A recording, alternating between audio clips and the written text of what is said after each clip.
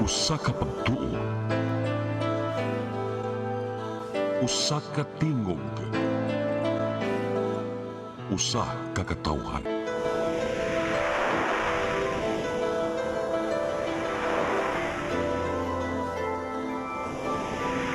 Cebu Catholic Television Network.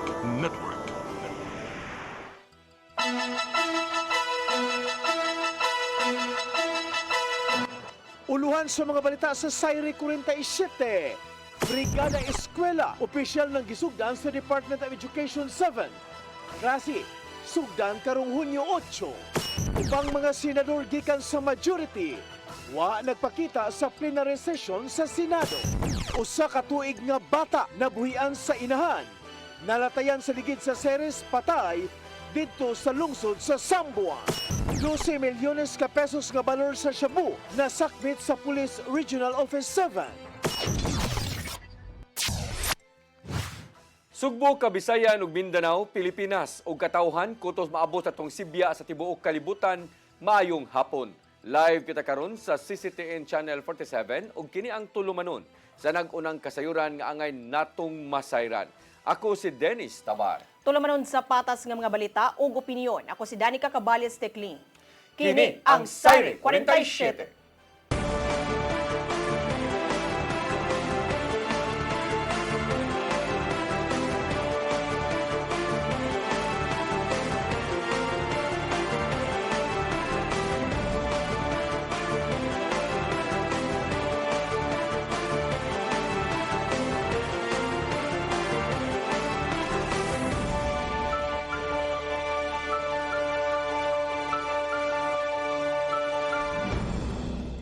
Ug karon sa kumpletong detalye sa atong mga balita, Department of Education dinhi sa Region 7, opisyal na nga misugod sa Brigada Eskwela. Gipangandaman ang karong mga panahona ang tanan nga mga classroom o na pa mahitabo ang pagbalik sa eskwela karong sunod semana. Ang kasayuran ihatod ni Mary Rose Sagarino.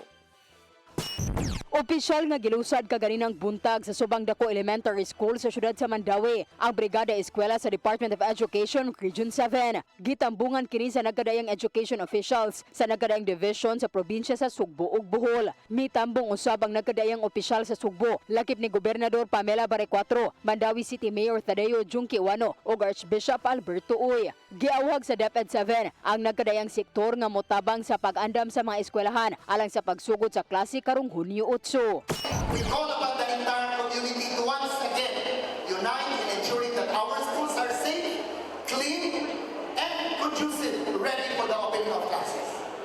Through minor repairs, paintings, cleanup, we demonstrate that education is truly our shared responsibility.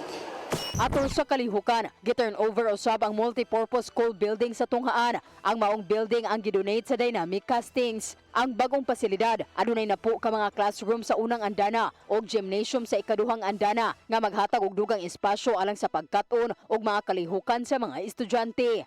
Lipahay yung kayo ang syudad Anigas if you've known na namagitay lang sa atong mga school buildings, classroom dito sa city of Mandawi. So kani siya, pasalamat yung kayo pa na contribution sa ngawat. Nakutapok yung kayo siya tabang nato, no? Especially kung tanaw ninyo, may pulido kayo yung pagkatrabaho. So Samtang si Gobernador Pamela Barecuatro sa iyang mensahe, mipahibaw usab nga motanyag og 5 million peso nga speech laboratory sa Subang Dako Elementary School ang gitino nga pilot nga tunghaan sa maong proyekto sa probinsya. Mary Rose Sagarino, CCTN News. Department of Education Region 7 andam na alang sa pagpatuman sa revised curriculum karong umaabot abli sa klase. Samtang blended learning padayong ipatuman. Ang kasayuran hatod ni Mary Rose Sagarino. Nipadayag sa ilang kaandam ang Department of Education 7 sa hingpit nga pagpatuman sa revised curriculum sa pampublikong tunghaan. Mato ni Dr. Arturo Bayukot ang direktor nga nag-andam na sila alang sa transition karong umaabot nga abli sa klase Hunyo 8. Matud ni ini nga nahumana ang tanang pagpangandam alang sa kindergarten hangtod grade 10 human sa training sa mga magtutudlo. Nagpadayon usab ang pagbansay alang sa mga magtutudlo sa grade 11 samtang ang revised curriculum sa grade 12 ang anaa pa sa pilot implementation. Ang senior high school na Gunato is undergoing revision. And we have just completed the pilot of the implementation of the standard curriculum. And we different strands are compressed. Before, namagutan yung naka-tracks, but now we only have 2 tracks. That's academic and pro. So wala na itong mga ABM, pero they are all put under the academic. So we are orienting our teachers on how these divisions of the curriculum will be implemented. Tungan sa mga kausaban sa curriculum, ibatuman usab sa DepEd 7 ang tulo ka term nga academic calendar isip puli sa tradisyonal nga 4 ka quarter nga sistema. Ang bagong schedule maglangkob og 201 ka adlaw sa klase, diin sa 69 ka adlaw ang gitagana alang sa unang termino, sa 65 ka adlaw alang sa second term ug sa 67 ka adlaw alang sa ikatulong termino. Samtang mato ni Bayukot nga magpadayon ang emergency classes, pagpatuman og blended learning sama sa online class, modular learning ug face-to-face classes hilabi na kung adunay emerhensya. We are still ready with alternative mode of delivery in terms of learning to ensure na papatuloy pa rin yung mga bata kasi nagkakatuto kahit hindi sila makapasok sa eskwelahan pa. At may pondo po na binigay ang DepEd in all these teaching modalities. Sa kasamtangan, mato ni Bayukot nga moabot na sa 1.4 million ang nakaparegister alang sa pagsugod sa klase, apan gitarget nga moabot sa 1.6 million ang enrollment sa rehiyon karon nga school year. Mary Rose Sagarino, CCTN News. Cebu City Mayor Nestor Archibald misugyot sa mga kritiko nga tabangan ang syudad sa pagpangita og hingpit nga kasulbaran sa waste management. Tinguha nila nga mahawan ang natipon og karon nga mga basura diha sa South Road Properties hangtod sa 30 ka adlaw. Ang kasayuran ihatod ni Gian Navarro. Gihangyo ni Mayor Nestor Archibald ang mga kritiko nga tabangan ang dakbayan sa pagpangita og mas mayong kasulbaran bahin sa mga nagtipon og nga basura sa dakbayan sa Sugbo. Subay kini sa padayong krisis sa waste management kung diin daghang mga options ang gibuhat sa city government. Ilabi na nga nagkadagana ang mga basura sa South Road Properties nga gigamit isip temporary facility. Samtang wa pa nakabalik sa hingpit ang binaliw private landfill nga gipaubos sa makutim pagsusi sa mga tinugyanan. Padayonon sa dakbayan ang paglabay sa mga basura paingon sa laing landfill dito sa lungsod sa Aluginsan. Mato di Archibald nga dili-dali ang mga gipanghimo sa city government aron masulbad among problema diin. Dagkong pundo ang gigamit alang sa waste management. Daghan ang atong gihimo nga teknolohiya pero ang na-emphasize lang gud sa mga tao nga kanang mga maayo nga tao ilang emphasize nga ang garbage daghan kayo. Daghan man gyud ang garbage. And it's something garbage daghan ang important it should be realized nga daghan ng tao, daghan mo anhi sa siyudad sa Sugbo. Paninguhaon nilang Archibald nga mahawa ng mga basura sa SRP temporary facility hangtod sa 30 ka adlaw. Taliwa kini sa kabalakang naangkon sa ubang mga opisyal ug lain-laing kritiko nga matud pa nakaapekto sa kalikupan. Subling gingusgan sa mayor ang paglambigit sa publiko sa mga solusyon nga mao ang segregation. Subay kini sa tinguhang nga mugaan-gaan na lang ang dadon nga mga basura paingon sa iyahang nga labayanan. So muna i-continue ni nato atong ipakita sa atong mga constituents nga ang city government no serious gyud ani nga kumpanya. Sa laing bahin, gipahamtangan og multa ang naglabay og basura duol sa Pasel Fishport human mi bisita ngadto kang Mayor Archibald. Personal nga nangayo og pasaylo ang mong individual dungan sa pagdawat sa citation ticket gikan sa SESET. Nagpabili ng panawagan sa mayor nga motabang ang publiko sa pagpabilin sa kahinlo sa dakbayan. Gian Navarro, CCTN News. Magpabiling prioridad ni Mayor Nestor Archibald ang pagpahuman sa Cebu City Medical Center karong mag-usa ka tuig na sa katungdanan niini. Tungod niini gitinguhan ni Archibald nga mahuman ang katukuran sa 4th floor hangtod 7th floor karong Disyembre. Gisugdan ni adtong Pebrero ang Phase 5 sa pagpatukod sa nahabiling mga andana sa CCMC ubos sa bagong kontraktor. Gawa sa CCMC building, hatagan og pagtagad ni Archibald ang pag-upgrade sa mga pasilidad sa mga building sa Cebu City Hall. Gikan kini sa saktong ventilation hangtod sa maayong supply sa tubig aron magpabiling hayahay ngadto sa mga trabahante ug adunay transaksyon sa sulod.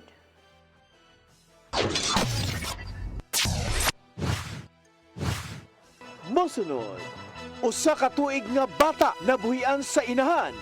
Nalatayan sa ligid sa Ceres patay didto sa lungsod sa Sambuan. Kana og daghan pang mga balita sa pagbalik sa Sayre 47.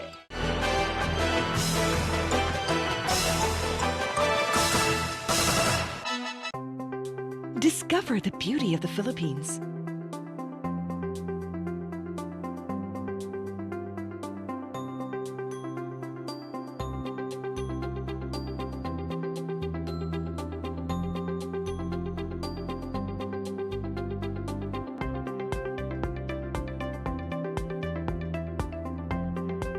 With Philippine Airlines, the country's flag carrier.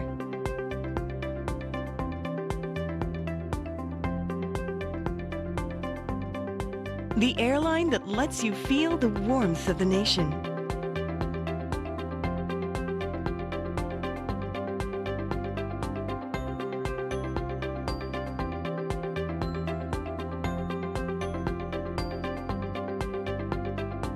Mabuhay!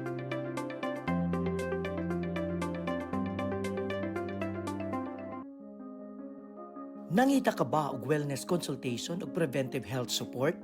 Ozone po will help, no? So pinapapasok niya kasi po ang oxygen sa cells. So there will be improvement po ng cellular function and reduction. Then your blood are full of oxygen, well saturated with oxygen molecule. There are best outcome. At imanon nato ang atong kahimsog pinaagi sa husto nga konsultasyon sa lisensyadong doktor. Some people, they are well versed with nutrition, but for others, they have very little idea of what the basics of nutrition are. Kaya with ozone therapy, kung makakatulong ito para mag-shrek ng mga tumors natin. Para sa professional consultation o general wellness services, bisitaha ang Ozone Med Wellness Clinic branches sa Davao, Bacolod ug Cebu.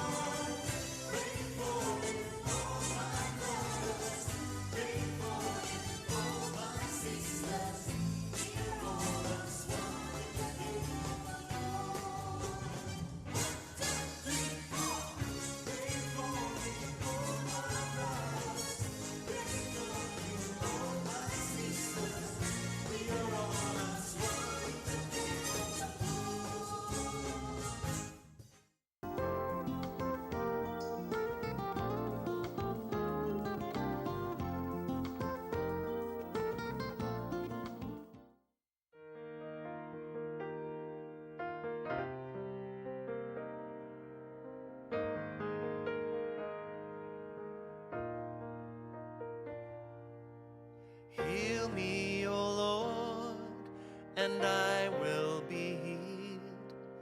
Save me, and I will be saved. Heal me, O Lord, and I will be healed, for you are the one I praise. You are the one I praise. Sing it with me. Heal me, O Lord, and I will be healed. Save me, and I will be saved.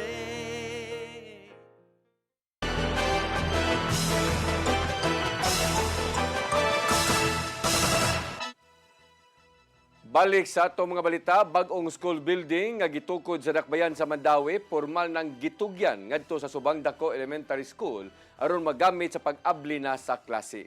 Ang kasayuran ihatod ni RV Biluso. Pormal nga gitugyan ngadto sa institusyon sa Dakbayan sa Mandawi ang bagong gitukod nga 50 milyones ka pesos nga Subang Dako Elementary School Dynacast Building nga magdugang sa mahimong kagamitan sa mga tinun-an sa syudad. Ang maong building gidonate kini sa pamilyang Ngo ug Magna CMGN Solutions, pinanguluhan usab sa negosyanteng si Mary Lungo. Subay sa pagsusi, adunay na po ka mga classrooms ang edipisyo, dunay mga giandam nga pasilidad nga magamit ug adunay gymnasium. Tema sa tunghaan mao ang bayanihan sa paaralan nagkakaisa para sa kaayusan at kaalaman nga nagtinguha nga mapalambo ang mga silid niini alang sa mas efficient nga pagtungha sa mga tinun-an. Kalakip usab niini sa gilaraw sa kagamhanan sa probinsya sa Sugbo, ilabi na ang pagtukod usab sa mga temporary school shelter sa amihanang bahin sa lalawigan sa Sugbo nga labihang naapektuhan atol sa pag-igo sa linog sa Sugbo. Pasiuna na usab nga nigahin og pondo ang kagamhanan alang sa pag-apod-apod na unya sa mga school supplies sa mga tinun-an. RV Veloso, CCTN News. Mga senador gikan sa mayoriya mo boycott sa plenary sessions gumikan sa dakong duda ngadto sa minorya. Samtang nitambong sa pre-trial arraignment si Senador Jingo Estrada sa Sandigan Bayan. Ang kasayuran hatod ni Mary Rose Sagarino. Pinaagi sa iyang Facebook Live, gipahibaw ni Senate President Alan Peter Cayetano nga dili manambong ang mga kaubanan sa majority sa mga plenary session. Kiniisip pa ni Maus nila ngadto sa minority block nga unang nag-walkout human misupak sa gidusong online participation sa Senado. Matud ni Cayetano nga gisuwayan sa mga minority nga balihon ang liderato sa Senado apil ang pagbakante sa Blue Ribbon Committee. Ilabi na nga planong padayunon sa Senado ang investigasyon sa flood control scandal karong Huwebes. For the last 3 weeks, walang ginawa kung hindi takutin kami, i-twist ang aming arm, operan ng kung ano-ano para lumipat sa kanila. Inay nga mamulitika, may tambag ang Senate President sa mga kaubanan nga subayo ng ubang mga suliran sa nasod. Apil ni ini ang investigasyon sa flood control project. Hindi po ito masasagot kung wala tayong independent, impartial na hearing. May hearing ang ombudsman, may investigation at hearing ombudsman at DOJ. But what about the Blue Ribbon Committee? We gave Senator Lacson a chance. Napakatagal yun. Kayo na magkwenta ilang buwan o isang taon, di ba? Sa laing bahin, may atubang na sa Sandigan Bayan 5th Division si Senador Jingo Estrada gikan sa majority. Sulob ang yellow PDL shirt ug nakaposas, gitambungan niya ang pre-trial arraignment alang sa kasong plunder o graft. May kalabutan kini sa flood control scandal. Diin gipasangilan siyang nidawat og kapin 500 milyones pesos nga kickback sa maong proyekto. Gibalhog si Estrada og laing tulo ka mga akusado sa Quezon City Jail. Mary Rose Sagarino, CCTN News.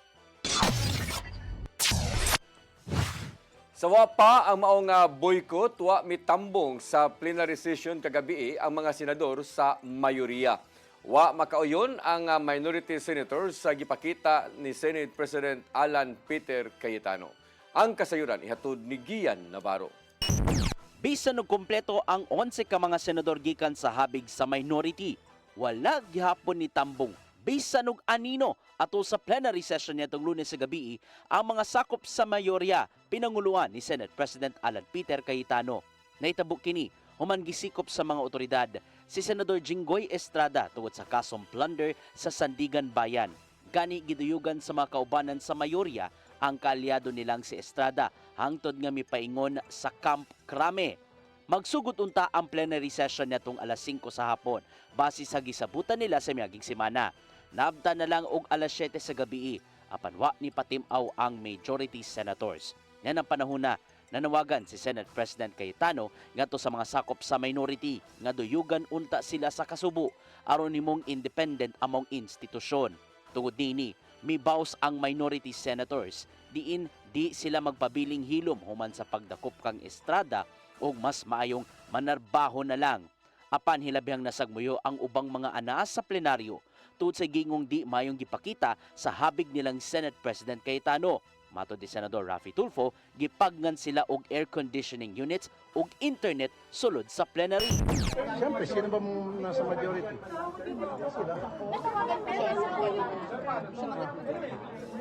Sumagot siya sa isang message na pagkahaba ba, 1 kilometrong haba. Ano pong laman? So ang buod nun is na para bang kailangan namin sumama sa kanya na i-boycott itong Senate. Yes sir, yun po ba yung cue nyo? Kaya parang hindi na po kayo maghihintay dito, nalaman yung hindi na So papasok kami tomorrow. Sila mag-boycott okay lang, pero kami papasok kami hanggang Wednesday. Wala usab na kapugong sa kalagot ang usa sa mga bisita kagabi diin walay nahitabong sesyon human sa nahitabong drama.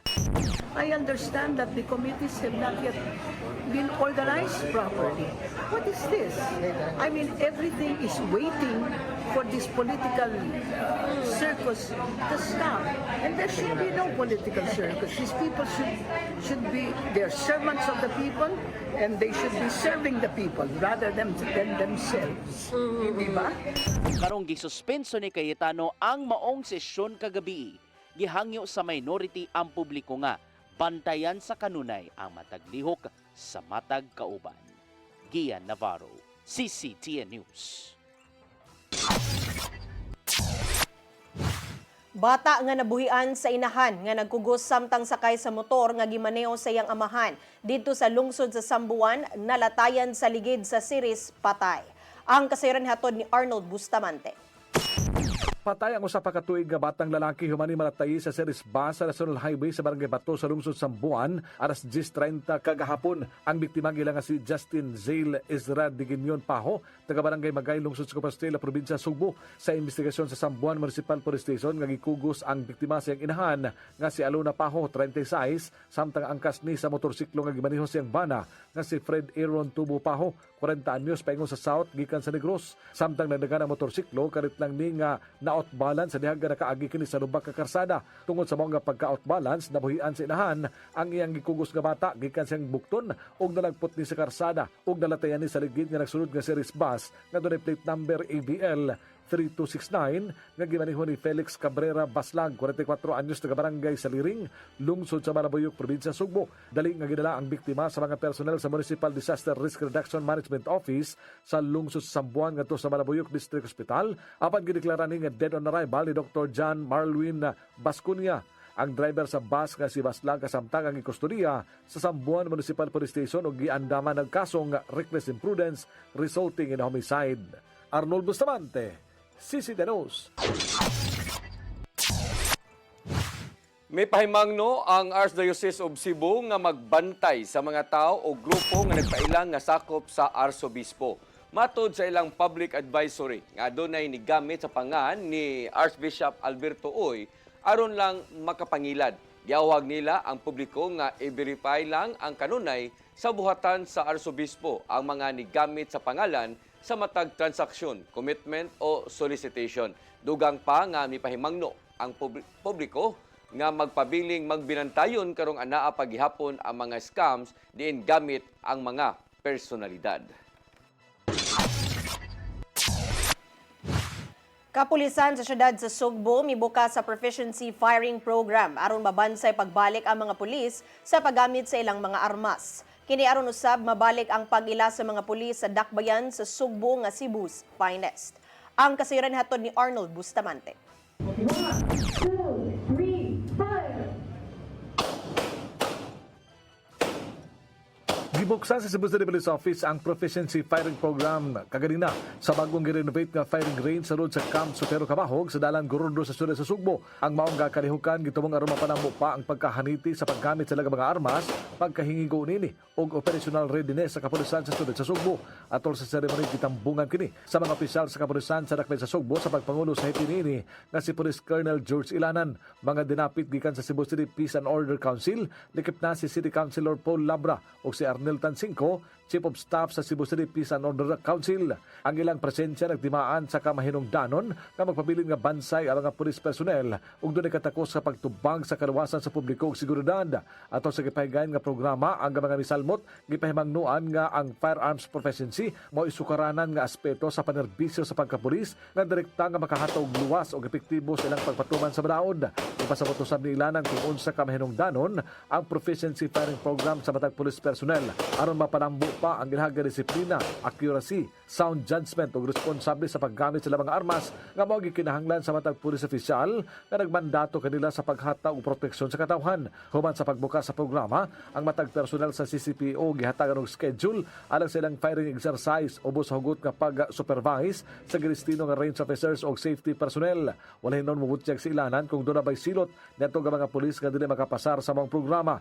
Apan iyang gimanduan ang tanang sakop sa CCPO nga mopaubos gyud sa Proficiency Firing Program subay sa tinghuan ini nga mabalik ang pag-ila sa kapulisan sa Sudad sa Sugbo nga Cebu's Finest. Arnold Bustamante, CCT News.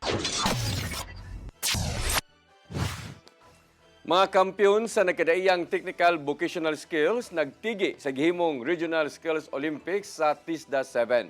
Lakip sa maong nga kompetisyon ang indigay sa paggamit og artificial intelligence. Ang kasayuran ihatod ni Gian Navarro. Nag-abot sa Technical Education and Skills Development Authority, TESDA Regional Office sa Sugbo, ang mga pambato sa Sugbo ug Bohol alang sa Regional Skills Office 2026. Sud sa upat ka adlaw, magtigi ang mga representatives sa nagkalain-laing technical vocational institutions alang sa nagkadaiyang skill areas. Gikan kini sa creative arts, manufacturing, social services, information and communications technology ug uban pa. Apil nini ang artificial intelligence nga mo'y bag-ong gitanyag sa TESDA. Matod sa Regional Director nilang si Engineer Gamaliel Vicente Jr. nga pinasubay sa kasamtangang international standards ang maong kompetisyon. They will be competing, no? Not with each other. They will be competing against the world standards, no? Dahil mga scores nga angay dapat nila i-achieve.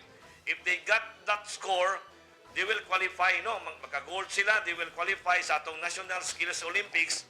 Sumapo sa Di Vicente nga adunay 120 million pesos nga gigahin ang TESDA alang sa libreng short-term courses mahitungod sa artificial intelligence uban ang mga partner schools. Moabot sa 16,000 ka mga tao sa rehiyon ang laumang makapahimus nini og pinasubay sa kasamtangang standards ang giandam nga curriculum. Ang i-submit sa iyahang kung sa mga topics is coming from the industry. And we really focus kung unsa na makatabang, no? Labi na sa TESDA na mo. O kamo po sa media, o siya makatabang niya anak, mo undergo mo anak. And it will be put into good use yun kay para na sa atong kayuhan ang AI, no? Ipada nga to sab ang mga kadagkuan sa Sugbo ug pagsuporta nga to sa mga tinguha sa TESDA ug sa mga TechVox students. Ang AI is very important para sa ato, especially nga nag-anam na ta og increase ang atong mga teknolohiya. We have to fight poverty, create opportunities, and strengthen our economy. This is why our administration continues to support programs that prepare our people or the youth for meaningful employment, innovation, and entrepreneurship. Ang makadaog himong pambato sa Central Visayas alang sa National Skills Competition karong Hulyo didto sa Pampanga. Gian Navarro, CCTN News.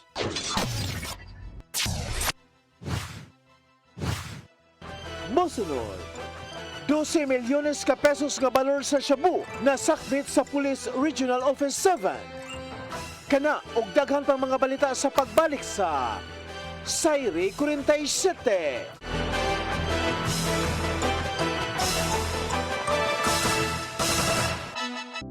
Ito Ito po ang programa na hatid sa inyo ng OzoneMed Wellness Clinic kung saan ibabahagi ng mga doktor ang kanilang kaalamang medikal tungkol sa inyong kalusugan. Minsan nami-misdiagnose, ovarian pala yun, pero ang presentation parang appendicitis. No? Sinasabing degenerative diseases, kadalasan ani iniisip ng mga tao no nga kaliwat ninyo ka na arthritis, kaliwat nga na ay rheuma. Pero unsa ba gyud ka vague, unsa ba kalawak ang ibig sabihin nitong degenerative diseases Doc? Yeah. So yung buong katawan, as we age, as we use it lagi, talagang dahan-dahan masisira yung mga cells, mga tissues, yung organs natin, dahan-dahan masisira yun siya.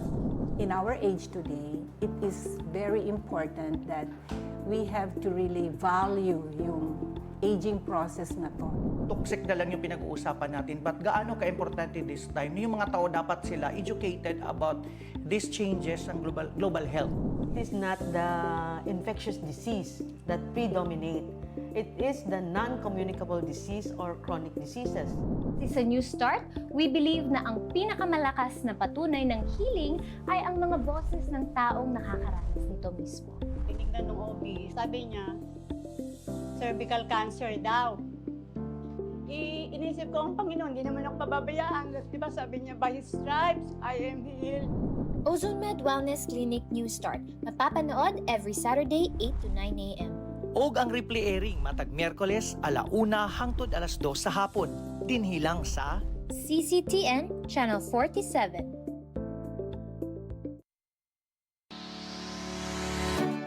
Looking for the best internet deals in Negros Oriental? Field Products Negros is here to bring you fast, reliable, and affordable internet with plans made just for you.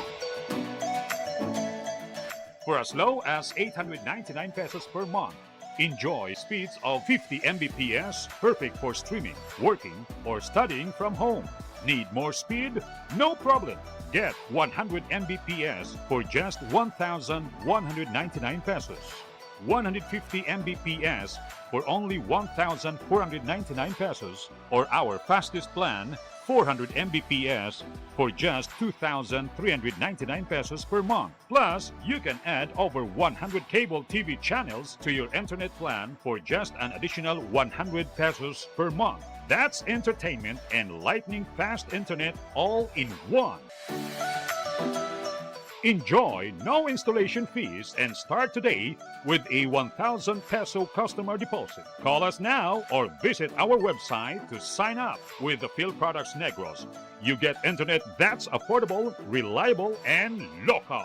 Field Products Negros, bringing you closer, faster. Call us at 0917-631-5240 or visit our website www.fieldproductsnegros.net or our Facebook page, Field Products Dumaguete. Subscribe now. PRO7 Action Files. Mga panghitabong naglambikit sa katawan, ihatagan ng aksyon o kasulbaran sa kapulisan. PRO7 Action Files. Base sa talaan sa Police Regional Office 7, nakarating padayong gisuway at taganong katinawan, pinaagid ng maong tulumanon. PRO7 Action Files. Abang kaninyo sa Police Regional Office 7 o NTV CCTN.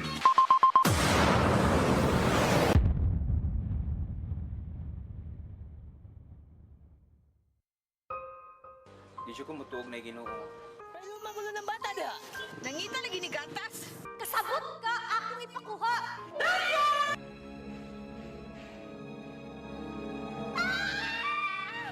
Ug naa sa unang Timoteo 3:15 nga ang iglesia sa buhi nga Dios mao iyang panimalay ug mao ang haligi og sugaranan sa kamatuoran. Mayo! Asay tayo! May hatag lang unta kong gatas para sa inyong anak. Basin kadahong ka nga ikaw ang gwapa sa tibok kalibutan. Unsay reparation, Monsignor? Buhi kag laing bata aron mabayran ang imuhang nahimo nga dako nga kasalanan.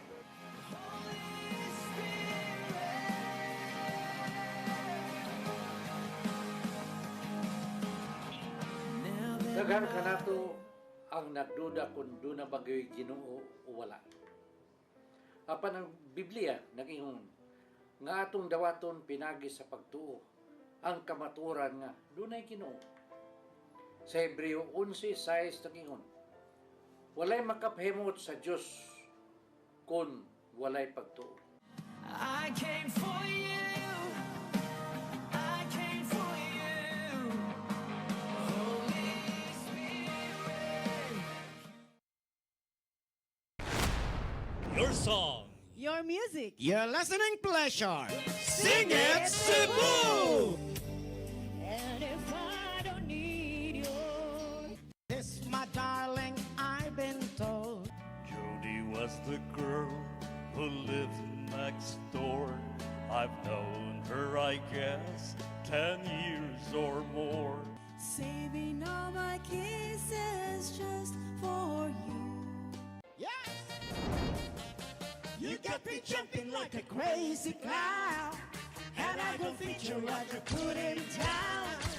Since I kiss you, love and live so wide, and things that bothers me is nothing like you find. Hey, hey, set me free. Stupid Cupid, stop picking on me.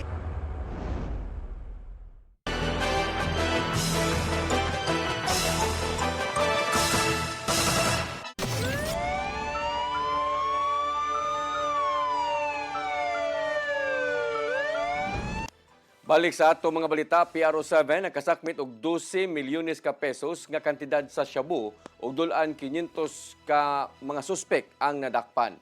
Usa ka semana kini nga dungan nga anti-criminality operations. Ang kasayuran ihatod ni Arnold Bustamante.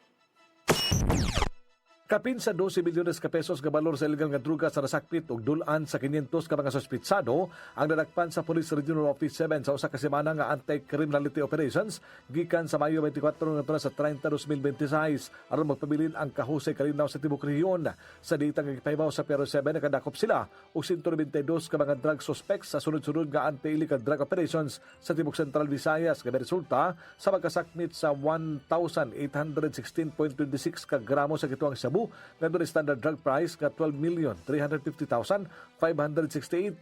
Gipakusgan usab sa kapulisan ang ilang kampanya batok illegal nga sugal di nakadakop sila og 109 ka mga sugarol ug pagkasakmit sa 15,275 pesos nga kwarta sa sugal. Dungan usab nga gilusad ang kampanya batok loose firearms nga resulta sa pagkasikop sa 26 ka mga tawo ug pagka-embargo sa 32 ka lain-laing kalibre sa armas ug 115 ka mga bala. Kinaron mapungan nga magamit ang maong mga armas sa paghimog krimen sama sa mga shooting incident sa Rion City. Mato ni Police Brigadier General Arnold Abad, ang acting regional director sa PRO7, nga napabilin nga matinud-anon ng kapulisan sa ng misyon pagwagtang sa krimen ug paghatag sa kaluwasan ug kaayuhan sa matag mulupyo sa Central Visayas. Gipasalig ni Abad ngadto sa publiko nga ang PRO7 mupadayon silang kaagresibo sa kampanya batok kriminalidad ug miparigon silang nga pakig-alayon sa mga local government units sa komunidad ug sa ilang kaabang nga ahensya aron pagsiguro nga luwas ang katawhan sa Central Visayas. Arnold Bustamante, CCTV News. Gibuksan pagbalik ang Lapu-Lapu City Art Gallery and Cultural Hub isip kabahin sa pagpabilin sa kabilin sa syudad ug sa lalawigan. Nangunay silang Mayor Cindy King Chan ug Department of Tourism 7 Director Jelina Asis Dimpas sa reopening sa gallery kuyog ang ubang mga opisyal ug bisita. Mato di Chan nga pinaagi sa maong gallery mas makadasig ang mga bisita sa pagpalambo pa sa ilang creativity ilabi na sa natad sa arts. Gawa sa exhibit sa karaang mga butang ana usab ang mga multimedia presentations nga naghisgot sa mga kabilin sa syudad. Nahimong kaabag ang DOT-7 sa pagbukas sa maong gallery isip kabahin sa Heritage Hub Development Program.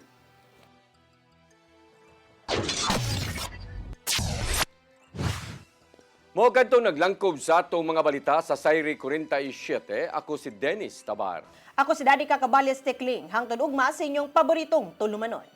Sayri 47.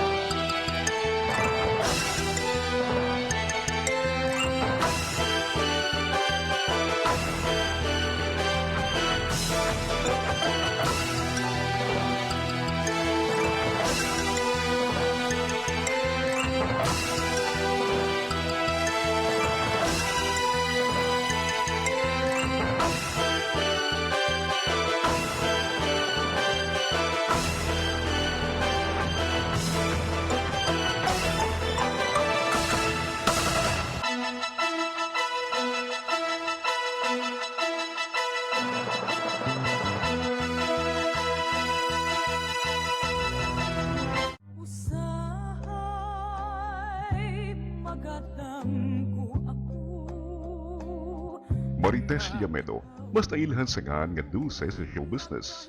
Tubong